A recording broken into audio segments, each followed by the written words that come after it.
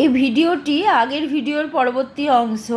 অষ্টম শ্রেণীর জন্য বাংলা ভিডিও এটি, এবং নাটক হচ্ছে চন্দ্রগুপ্ত। ঠিক আছে।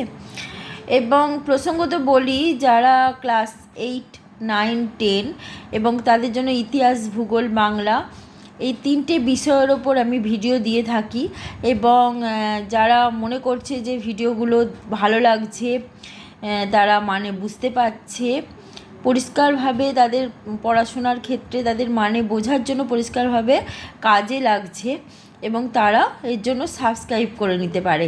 চ্যানেলটি যত বেশি সাবস্ক্রাইবার তারা করবে, যত সাবস্ক্রাইবার আসবে চ্যানেলটিতে, তত আমারও উৎসাহ বাড়বে এবং আমিও নতুন নতুন ভিডিও দিতে থাকব।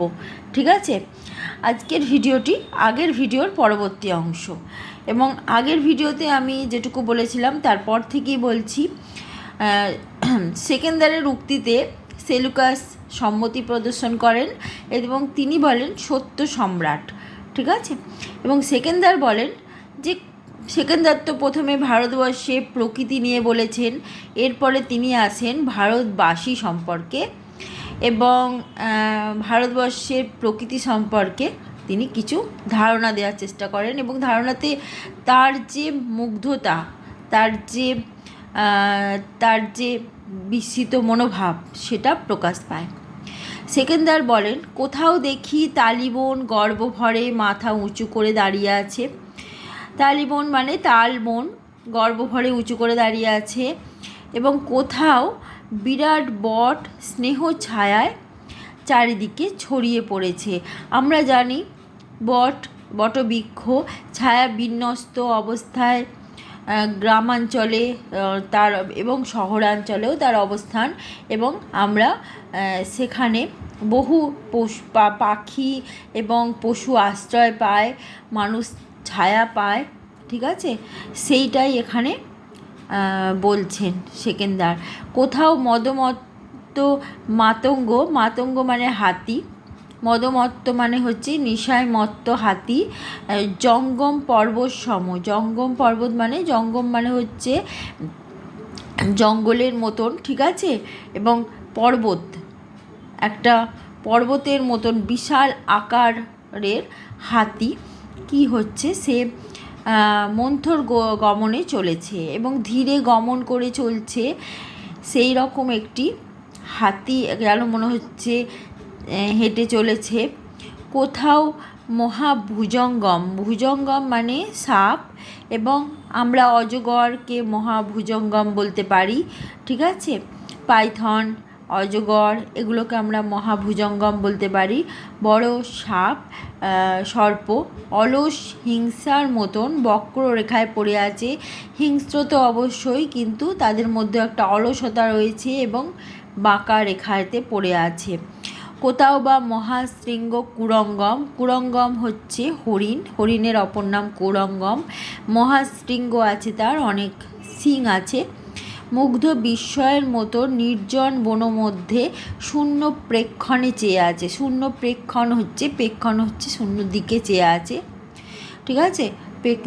প্রেক্ষণ মানে দিক, শূন্যের দিকে তাকিয়ে আছে। আমরা অনেক সময় দেখি, লক্ষ্য করি যে হরিণ ছুটছে, এবং ছুটতে ছুটতে কখনো সে দাঁড়িয়ে পড়েছে এবং কোনোভাবে একটা আনমনাভাবে তাকিয়ে আছে। এটা তার হয়তো স্বভাব বৈশিষ্ট্য। আর সবার ওপরে এক সৌম্য গৌর দীর্ঘক্রান্তি দেশ। আমরা জানি আর্য জাতি ভারতবর্ষে, উত্তর ভারত জুড়ে আর্য জাতির অবস্থান ছিল।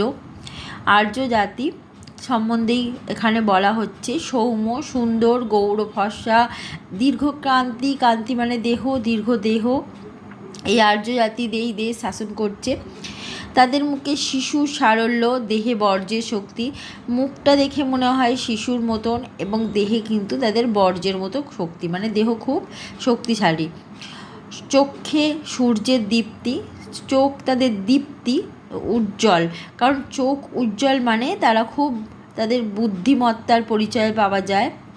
বক্ষে বার্তা সাহস, বার্তা মানে বাতাস বা পবন, বক্ষে পবনের সাহস। পবন বা বায়ু এমনই একটি জিনিস যে হচ্ছে যেখানে সেখানে যখন তখন অবলীলাক্রমে চলে যেতে পারে, যার কোনো বাধা, এই তার কাছে বাধা নয়, ঠিক আছে। এবং সেই বার্তার সাহস রয়েছে তাদের বুকে। এই শৌর্য পরাজয় করে আনন্দ আছে। তাহলে যদি তাদের মধ্যে এই রকম পরাক্রম থেকে থাকে, বজ্রের শক্তি, সূর্যের দীপ্তি, বুকে বার্তা, সাহস থেকে থাকে, এরকম পরাক্রমী জাতিকে পরাজিত করে কিন্তু আনন্দ আছে। সেই পরাজিত করেই আলেকজান্ডার এখানে দিগ্বিজয়ী হতে চেয়েছেন। পুরুকে বন্দি করে আনি যখন, সে কি বললে জানো? সেলুকাস: কি সম্রাট? আমি জিজ্ঞাসা করলাম, আমার কাছে কীরূপ আচরণ প্রত্যাশা করো? পুরু একজন আর্য রাজা, ঠিক আছে, তাকে আলেকজান্ডার পরাজিত করেছিলেন শতদ্রু নদীর তীরে, এবং সেখানে পরাজিত করে তাকে এই প্রশ্ন করেছিলেন।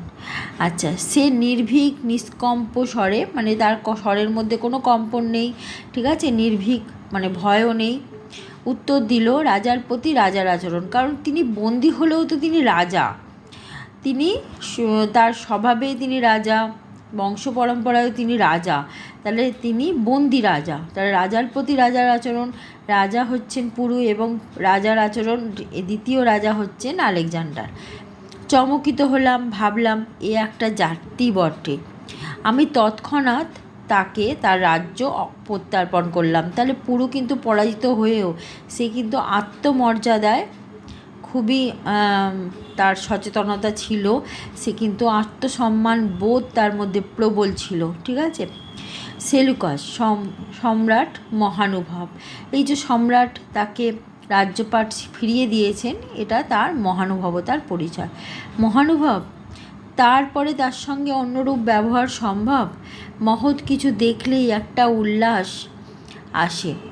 আর আমি এখানে সাম্রাজ্য স্থাপন করতে আসি নাই, আমি এসেছি শৌখিন দিগ্বিজয়, মানে শখে আমি দিগ্বিজয় করতে এসেছি, জগতে একটা কীর্তি রেখে যেতে চাই, ঠিক আছে। সেলুকাস বলছেন, তবে দিগ্বিজয় অসম্পূর্ণ রেখে যাচ্ছেন কেন সম্রাট?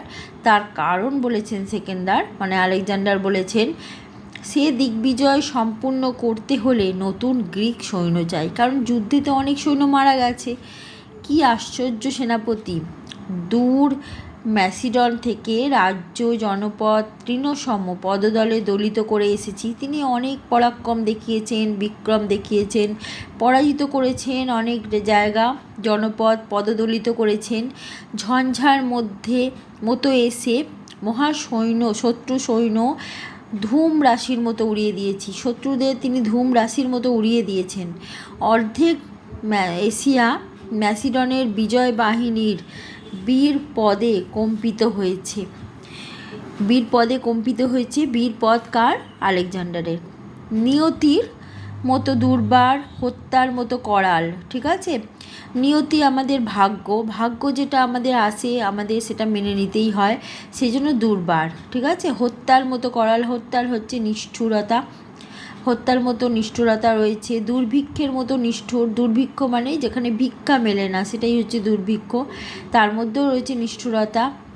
আমি অর্ধেক এশিয়ার বক্ষর ওপর দিয়ে আমার রুধিরাক্ত মানে হচ্ছে গায়ের ঘাম এবং রক্ত মিশ্রিত অবস্থায় বিজয় মানে রক্ত জল করেছেন, তিনি পরিশ্রম করেছেন, ঠিক আছে। বিজয় রথ অবাধে চালিয়ে দিয়েছি, কিন্তু বাধা পেলাম এই শতদ্রু তীরে। কার কাছে বাধা পেলেন? পুরুর কাছে, ঠিক আছে। আচ্ছা, সেকেন্দার কি বলছেন? কি সম্রাট, কি সংবাদ অ্যান্টিগোনস? ও কে? অ্যান্টিগোনস গুপ্তচর। সে কি গুপ্তচর? অ্যান্টিগোনস বলছেন, আমি দেখলাম যে এক শিবিরের পাশে বসে নির্জনে শুষ্ক তালপত্রে কি লিখছিল। আমি দেখতে চাইলাম, পত্রখানি দেখালো, আমি পড়তে পারলাম না, তাই সম্রাটের কাছে নিয়ে এসেছি। সেকেন্দার: কি লিখছিলে যুবক? সত্য বলো। চন্দ্রগুপ্ত: সত্য বলবো রাজাধিরাজ, ভারতবাসী মিথ্যে কথা বলতে এখনও শিখে নাই। সেকেন্দার একবার সেলুকাসের প্রতি চাইলেন, পরে চন্দ্রগুপ্তকে কহিলেন। সেকেন্দার: উত্তম, বলো কি লিখছিলে?